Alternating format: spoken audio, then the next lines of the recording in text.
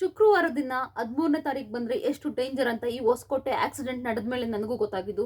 Seriously ನಾವು ಇಷ್ಟನ್ನ ನಂಬ್ತಿರ್ಲಿಲ್ಲ, but ಇದಾದ್ಮೇಲೆ 100% ನಂಬಲೇಬೇಕು ಅಂತ ಅನ್ನಿಸ್ತಿದೆ. ಫ್ಲೈಟ್ ಕ್ರ್ಯಾಶ್ ಕೂಡ ಆಗಿತ್ತು 13ನೇ ತಾರೀಕು ಶುಕ್ರವಾರ. ಯಾವುದೇ ತಿಂಗಳಲ್ಲಿ 13ನೇ ತಾರೀಕು ಶುಕ್ರವಾರ ಬಂದರೆ ಆದಷ್ಟು ಸೇಫ್ ಆಗಿರಿ ಅಂತಲೇ ಹೇಳ್ತೀನಿ. ಇಲ್ಲಿ ನಿಜವಾಗ್ಲೂ ಇವ್ರು ದುರಾಂಕಾರಗಳಿಂದ ಮಾಡ್ಕೊಂಡ್ರು, ಅಲ್ಲಿ ಒಬ್ಬ ಮಾತ್ರ ಅಮಾಯಕ ಬಲಿಯಾದ. ಇವ್ರು ಎಲ್ಲರ ದುರಾಂಕಾರಕ್ಕೆ, ಈ ಮಕ್ಕಳೆಲ್ಲರ ದುರಾಂಕಾರಕ್ಕೆ ಒಬ್ಬ ಮಾತ್ರ ಅಮಾಯಕ ಬಲಿಯಾದ ಅಂತಾನೆ ಹೇಳ್ಬೋದು. ಮೊದಲಿಗೆ ಇಲ್ಲಿ ಏನೇನಾಗಿದೆ ಅಂತಾನೆ ಹೇಳ್ತೀನಿ. ಇಲ್ಲಿ ಪೇರೆಂಟ್ಸ್ಗಳ ಬೇಜವಾಬ್ದಾರಿ ಎಷ್ಟಿದೆ ಅಂದರೆ ಹೇಳಕ್ಕಾಗೋದಿಲ್ಲ, ಅಷ್ಟೊಂದು ಬೇಜವಾಬ್ದಾರಿ ಇದೆ. ಪೊಲೀಸರು ಫೋನ್ ಮಾಡೋವರೆಗೂ ಕೂಡ ಅವ್ರು ಯಾರಿಗೂ ಗೊತ್ತಿಲ್ಲ ಮಕ್ಕಳು ಮನೇಲಿ ಇದ್ದಾರಾ ಇಲ್ವಾ ಅಂತ. ಸರ್, ನಮ್ಮ ಮಕ್ಕಳು ಮನೇಲೇ ಇದ್ದಾರಲ್ಲ ಅಂತ ಹೇಳ್ತಿದಾರಂತೆ ಪೊಲೀಸರು. ಬನ್ನಿ, ಇಲ್ಲಿ ಮಕ್ಳಿಗೆ ಈ ಥರ ಆಗಿದೆ ಅಂದರೆ, ಇಲ್ಲ ಸರ್ ನಮ್ಮ ಮಕ್ಕಳು ಮನೇಲೇ ಇದ್ದಾರೆ ಅಂತ ಹೇಳ್ತಿದಾರಂತೆ. ಬಟ್ ಇನ್ನು ಯಾವ ರೇಂಜಿಗೆ ಮಕ್ಕಳು ಇವ್ರನ್ನ ಯಾಮಾರಿಸಿ ಹೊರಗಡೆ ಬಂದಿದ್ದಾರೆ ಅಂತ ಅರ್ಥ ಮಾಡ್ಕೊಳ್ಳಿ. ಅವ್ರಿಗೆ ಗೊತ್ತಿಲ್ದಂಗೆ ಕಾರ್ ತಗೊಂಡು ಬಂದಿದ್ದಾರೆ. ಕಾರ್ ಸೌಂಡ್ ಬರಲಿಲ್ವಾ ಅವ್ರ ಮನೆಯಿಂದ ಆಚೆಗೆ ಬರಬೇಕಾದ್ರೆ? ನಿಜವಾಗ್ಲೂ ಬೇಜಾರಾಗುತ್ತೆ ಇದನ್ನೆಲ್ಲ ನೋಡ್ತಿದ್ರೆ. ಏನೇನು ಆಗಿದೆ ಅಂತ ಈಗ ಹೇಳ್ತಾ ಹೋಗ್ತೀನಿ, ಬನ್ನಿ. ಹಾಯ್ ಎಲ್ರಿಗೂ ನಮಸ್ಕಾರ, ಯೂನಿವರ್ಸ್ ಲವ್ ಚಾನಲ್ಗೆ ನಿಮ್ಮೆಲ್ರಿಗೂ ಸ್ವಾಗತ. ಗೈಸ್, ಇಲ್ಲಿ ಮೊದಲಿಗೆ ಆಕ್ಸಿಡೆಂಟ್ ಆಗಿರೋ ಮಕ್ಳ ಹೆಸರು ಹೇಳ್ಬಿಡ್ತೀನಿ. ಅಲ್ಲಿ 4 ಜನ ಮುಸ್ಲಿಮ್ಸ್ ಹುಡುಗರು ಇದ್ರು ಕಾರ್ ಒಳಗಡೆ, 2 ಹಿಂದೂ ಹುಡುಗರು ಇದ್ರು. ಒಬ್ಬ ಗಗನ್ ಅಂತ ಆ ಹುಡುಗ ಕೂಡ ಹಿಂದೂ ಹುಡುಗನೇ. ಅವನು ಕೆಲಸ ಮುಗಿಸ್ಕೊಂಡು ಬೈಕಲ್ಲಿ ಹೋಗ್ತಿದ್ದ, ಅವನೊಬ್ಬ ಹಿಂದೂ ಹುಡುಗ. ಒಟ್ಟು 7 ಜನ. ಇನ್ನು ಕಾರಲ್ಲಿದ್ದವ್ರ ಹೆಸರುಗಳು ಹೇಳ್ಬಿಡ್ತೀನಿ. ಫಸ್ಟು ಇಫ್ರಾನ್, ಚಾರ್ಜ್, ಫರ್ಹಾನ್, ಅರ್ಹಾನ್, ಅಯಾನ್ ಅಲಿ, ಅಶ್ವಿನ್, ಭರತ್. 2 ಹಿಂದೂ ಹುಡುಗರು, 4 ಜನ ಮುಸ್ಲಿಮ್ಸ್ ಹುಡುಗರು. ಒಟ್ಟು 6 ಜನ ಕಾರಲ್ಲಿ ಹೋಗ್ತಾ ಇದ್ರು. ಇನ್ನು ಭರತ್ ಅನ್ನೋರು ಕೆಲಸ ಮುಗಿಸ್ಕೊಂಡು ಹೋಗ್ತಾ ಇದ್ರು. ಒಟ್ಟು 7 ಜನ. ಈಗ ಇವರು ಎಲ್ಲ ಯಾವ ಕಾಲೇಜಲ್ಲಿ ಹೋಗ್ತಿದ್ರು ಅಂದರೆ ಬೆಂಗಳೂರಿನ RV ಕಾಲೇಜಿನಲ್ಲಿ PU ವ್ಯಾಸಂಗ ಮುಗಿಸಿದ್ರಂತೆ. ಈಗ ಅಂದರೆ ಫಸ್ಟ್ PUC, ಒಬ್ರು ಫಸ್ಟ್ PUC ಸ್ವಲ್ಪ ಜನ, ಇನ್ನು ಸ್ವಲ್ಪ ಜನ ಸೆಕೆಂಡ್ PUC ಮುಗಿಸಿದ್ರು. ಈ ಕಾರ್ ಯಾರ್ದು ಅಂದರೆ ಅಯಾನ್ ಅಲಿ ಅಂತ ಇದ್ದಾರಲ್ಲ, ಅವ್ರ ಮಾವನಂತೆ. ಅವ್ರ ಮಾವ ಶಿವಾಜಿನಗರದಲ್ಲಿ ಏನೋ ಕೆಲಸ, ಅಂದರೆ ಅವ್ರದ್ದು ಸ್ವಂತ ಶಾಪ್ ಇದೆಯಂತೆ. ಅವ್ರು ಸ್ವಲ್ಪ ರಿಚ್ ಅಂತೆ. ಸೊ ಹಾಗಾಗಿ ಅಯಾನ್ ಅಲಿ ಅವ್ರದ್ದು ಮಾವನ ಕಾರ್ ಎತ್ಕೊಂಡು ಹೋಗಿದ್ದಾನೆ, ಎಲ್ಲರನ್ನೂ ಕರ್ಕೊಂಡು. 200 ಸ್ಪೀಡಲ್ಲಿ ಹೋಗಿರೋದು. ಏನೋ 100, 150 ಈ ಥರ ಅಲ್ಲ, 200 ಸ್ಪೀಡು. ಅಂದರೆ ನನ್ಗೆ ಸ್ವಲ್ಪ ಡೌಟ್ ಬರ್ತದೆ ಈ ಮಕ್ಕಳ ಮೇಲೆ. ಹಂಗೆ ಹೋದ್ರಾ ಅಥವಾ ಸ್ವಲ್ಪ ಡ್ರಿಂಕ್ಸ್ ಮಾಡಿದ್ರ ಅಥವಾ ಬೇರೆ ಏನಾದರೂ ತಗೊಂಡಿದ್ರಾ ಅಂತ ನನಗೆ ಸ್ವಲ್ಪ ಡೌಟ್ ಬರ್ತಿದೆ. ಇವ್ರನ್ನೆಲ್ಲ 200 ಸ್ಪೀಡಲ್ಲಿ ಹೋಗಿದ್ದು ನೋಡಿದ್ರೆ.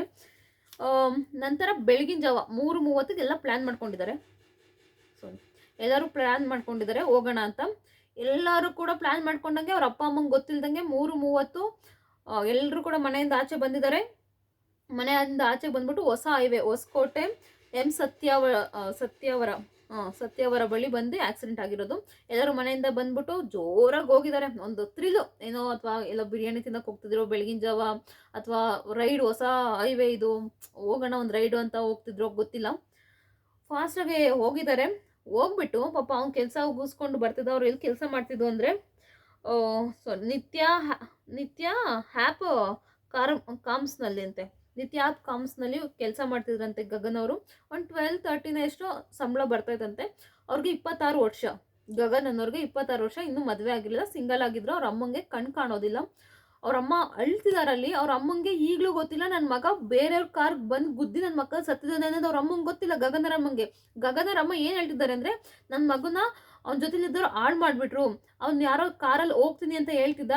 ಮೋಸ್ಟ್ಲಿ ಕಾರಲ್ಲಿ ಹಿಂಗೆ ಹೋಗ್ಬಿಟ್ಟು ಅವ್ನು ಹೋಗ್ಬೇಡ ಕಣೋ ಯಾರು ಕಾರಲ್ಲೋ ಅಂತ ಹೇಳ್ತಿದ್ದೆ. ಅವ್ನು ಕಾರಲ್ಲಿ ಹೋಗಿ ಹಿಂಗಾಗಿದೆ ಅಂತ ಈ ಥರ ಹೇಳ್ತಿದ್ದಾರೆ ಅವ್ರ ಅಮ್ಮಂಗೆ ಇನ್ನೂ ಗೊತ್ತಿಲ್ಲ ನನ್ನ ಮಗ ಕೆಲಸ ಮುಗಿಸ್ಕೊಂಡು ಬರಬೇಕಾದ್ರೆ ಕಾರಲ್ಲಿ ಗುದ್ದಿದ್ದಾರೆ ಅಂತ. ಅವರು ಸಾಯಂಕಾಲ 5 ಗಂಟೆಗೆ ಕೆಲ್ಸಕ್ಕೆ ಹೋದರೆ ಇನ್ನೂ ಬೆಳಗಿನ ಜಾವ 3:30 ಬರ್ತಿತ್ತಂತೆ ಗಗನ್ನು. ಸೊ ಅದೇ ರೀತಿ ಈಗಲೂ ಕೂಡ ಕೆಲಸ ಮುಗಿಸ್ಕೊಂಡು 3:30 ಬರಬೇಕಾದ್ರೆ ಈ ಘಟನೆ ನಡೆದಿದೆ.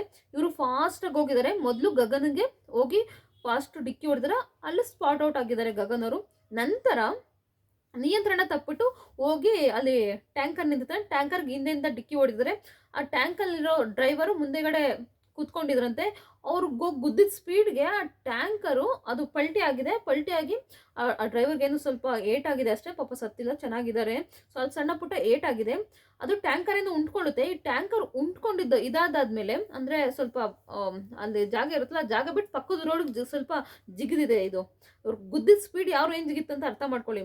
ಅದಾದಮೇಲೆ ಇದೇನೋ ಟ್ಯಾಂಕರ್ ಪಕ್ಕದ ರೋಡ್ಗೆ ಹೋಯ್ತು. ಅದಾದಮೇಲೆ ಬ್ರೀಜಾ ಕಾರ್ ಬಂದು ಇದಕ್ಕೆ ಟ್ಯಾಂಕರ್ ಗುದ್ದಿದೆ. ಸದ್ಯಕ್ಕೆ ಬ್ರೀಜಾ ಕಾರ್ ಅವ್ರಿಗೆ ಏನೂ ಆಗಿಲ್ಲ, ಎಲ್ಲರೂ ಕೂಡ ಸೇಫ್ ಆಗಿದ್ದಾರೆ. ಈಗ ಬೆಳಗಿನ ಜಾವ ಎಲ್ಲರೂ ಬಂದು, ಈಗೆಲ್ಲ ಪೊಲೀಸರಿಗೆಲ್ಲ ಗೊತ್ತಾಗಿದೆ, ಬೆಳಗಿನ ಜಾವ ಬಂದು ಎಲ್ಲರೂ ಪೊಲೀಸರು ಅಂದರೆ ಅವ್ರ ನಂಬರು ಫೋನ್ ಎಲ್ಲ ಏನಾಗಿದೆ ಅಂದರೆ ತಲೆಗಳೇ ಇಲ್ವಂತೆ. 6 ಜನ ಏನೇನು ಇದ್ರಲ್ಲ ಕಾರಲ್ಲಿ, 6 ತಲೆಗಳು ಇಲ್ವಂತೆ. 6 ತಲೆಗಳೆಲ್ಲ ಪೀಸ್ ಆಗೋಗಿದೆ ಅಂತೆ. ಆ ರೇಂಜಿಗೆ ಹೋಗಿ ಗುತ್ಕೊಂಡಿದ್ದಾರೆ ಒಬ್ಬೊಬ್ರು ಕೂಡ. ಪೊಲೀಸರು ಬೆಳಗಿನ ಜಾವ ಬಂದು ಅವ್ರ ಅಪ್ಪ ಅಮ್ಮಂಗೆಲ್ಲ ಫೋನ್ ಮಾಡಿದ್ದಾರೆ. ಯಾರೋ ತಿರ್ಕೊಂಡಿದ್ದಾರೆ ಕಾರಲ್ಲಿ, ಎಲ್ಲರಿಗೂ ಮಾಡಿದಾಗ ಅವ್ರ ಅಪ್ಪ ಅಮ್ಮ ಏನು ಹೇಳ್ತಿದಾರಂತೆ, ಇಲ್ಲ ನನ್ನ ಮಗ ರೂಮಲ್ಲೇ ಮಲಗಿದ್ದಾನೆ, ನೀವು ಸುಳ್ಳು ಹೇಳ್ತಾ ಇದ್ದೀರಾ ಅಂತಾರಂತೆ. ಇಲ್ಲ ಸರ್, ನೀವು ಸುಳ್ಳು ಹೇಳ್ತಿದ್ರೆ ಬೇರೆ ಯಾರೋ ಇರ್ಬೋದು, ನಮ್ಮ ಮಗ ಮನೇಲಿದಂತೆ. ಆಯ್ತು ಸರ್, ಹೋಗಿ ನೋಡಿ ಅಂತ ಅಂದಾಗ ಪೊಲೀಸರು ನೋಡ್ತಾರಂತೆ, ಇಲ್ವಂತೆ. ಅವಾಗ ಹತ್ಕೊಂಡೆಲ್ಲ ಬಂದಿದ್ದಾರೆ, ಎಲ್ಲರೂ ಅಳ್ತಿದ್ದಾರೆ. ಅಂದರೆ ಅಫ್ಕೋರ್ಸ್ ಅಷ್ಟು ಕಷ್ಟಪಟ್ಟು ಸಾಕಿರ್ತಾರೆ. ಆಲ್ಮೋಸ್ಟ್ ಜನಕ್ಕೂ ಒಬ್ಬೊಬ್ಬರೇ ಮಕ್ಕಳು. ಗಗನು ಒಬ್ಬ ಮಗ, ಭರತು ಒಬ್ಬನೇ ಮಗ, ಅಶ್ವಿನ್ ಮೋಸ್ಟ್ಲಿ ಒಬ್ಬನ ಮಗ ಅಂತ ಹೇಳ್ತಿದ್ರು, ಇರ್ಬೋದು. ಆಲ್ಮೋಸ್ಟ್ ಎಲ್ಲ ಒಬ್ಬೊಬ್ರು ಮಕ್ಕಳೇ. ಇನ್ನೊಬ್ರು ಯಾರೋ ಅರ್ಹಾನೋ ಯಾರೋ ಒಬ್ರು, ಇನ್ನು ಅವನು ಕೂಡ ಒಬ್ಬನೇ ಮಗ ಅಂತೆ. ಸಿಕ್ಕಾಪಟ್ಟೆ ಬೇಜಾರಾಗುತ್ತೆ. ಒಬ್ಬೊಬ್ರು ಮಕ್ಕಳು ಇಟ್ಕೊಂಡು ಹಿಂಗೆ ಸಾಕ್ತಾರೆ ಕಷ್ಟಪಟ್ಟು. ಅವ್ರ ದುರಾಂಕಾರ ಎಷ್ಟಿದೆ ಅಂದರೆ, ಹೌದು ಚಿಕ್ಕ ಏಜು, ಆ ಏಜಲ್ಲಿ ಏನೋ ಮಾಡಬೇಕು ಅನಿಸುತ್ತೆ, ಏನೋ ಇದು ಮಾಡಬೇಕು ಅನ್ಸುತ್ತೆ, ಏನೋ ಯಾರು ಮಾಡ್ತಿದ್ದು ನಾನು ಮಾಡಿಬಿಡ್ತೀನಿ ಅಂತ ಆ ಏಜಲ್ಲಿ ಅನಿಸುತ್ತೆ ಆ ಮಕ್ಕಳಿಗೆ. ಬಟ್ ಆದಷ್ಟು ಪೇರೆಂಟ್ಸ್ ಎಚ್ಚರಿಕೆಯಿಂದ ಇರಿ. ನಿಮ್ಮ ಮಕ್ಕಳ ಮೇಲೆ ಏನು ಮಾಡ್ತಿದ್ದಾರೆ, ಎಲ್ಲಿ ಹೋಗ್ತಿದ್ದಾರೆ, ಒಂದೊಂದು ಕಣ್ಣು ಕೂಡ ಇಡಿ ಅವ್ರ ಮೇಲೆ. ತುಂಬ ಇತ್ತೀಚೆಗೆ ತುಂಬ ಮಿತಿ ಮೀರ್ತಿದ್ದಾವೆ ಮಕ್ಕಳುಗಳು ಅಂತಲೇ ಹೇಳ್ಬೋದು.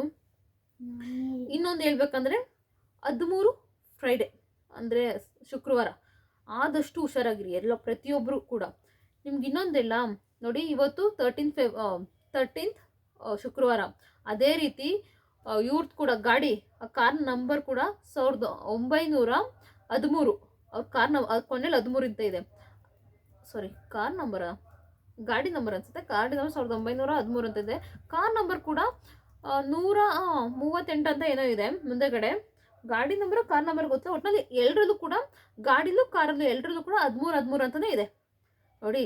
ಡೇಟು 13, ಗಾಡಿ ನಂಬರು 13, ಕಾರ್ ನಂಬರು 13 ಎಲ್ಲ ಸಿಂಕ್ ಆಗಿದೆ. ಸೊ ನೀವು ಫ್ಲೈಟಲ್ಲಿ ಕೂಡ ನೋಡಿರ್ಬೋದು, ನೀವು ಫ್ಲೈಟ್ ಒಂದು ಕ್ರ್ಯಾಶ್ ಆಗುತ್ತೆ 13ನೇ ತಾರೀಕು ಶುಕ್ರವಾರ. ಆಗ ಅವರ ಇದು ಗಾಡಿ ನಂಬರು ಎಲ್ಲ ಸಿಂಕ್ ಆಗ್ತಾ ಇರುತ್ತೆ. ಆಲ್ಮೋಸ್ಟು ಒಬ್ಬ ದೊಡ್ಡ ಅವರು ರಾಜಕಾರಣಿ ಇರ್ಬೋದು, ಆಲ್ಮೋಸ್ಟ್ ಅವ್ರ ಗಾಡಿ ನಂಬರು, ಕಾರ್ ನಂಬರು, ಅವ್ರ ಡೇಟ್ ಆಫ್ ಬರ್ತು ಎಲ್ಲವೂ ಕೂಡ 13ನೇ ತಾರೀಕು ಇದರಲ್ಲಿ ಸಿಂಕ್ ಆಗಿ ಅವ್ರ ಡೇಟ್ ಆಫ್ ಬರ್ದಲ್ಲಿ ಅದೇ ಇದರಲ್ಲಿ 13 ಶುಕ್ರವಾರ ಬಂದಿದ್ದು ಇದರಲ್ಲೇ ತೀರ್ಕೊಂಡಿರ್ತಾರೆ ಫ್ಲೈಟ್ ಕ್ಲಾಶ್ ಆಗಿ. ಸೊ ಅದೇ ರೀತಿ ಈಗಲೂ ಕೂಡ ಹಿಂಗಿದೆ.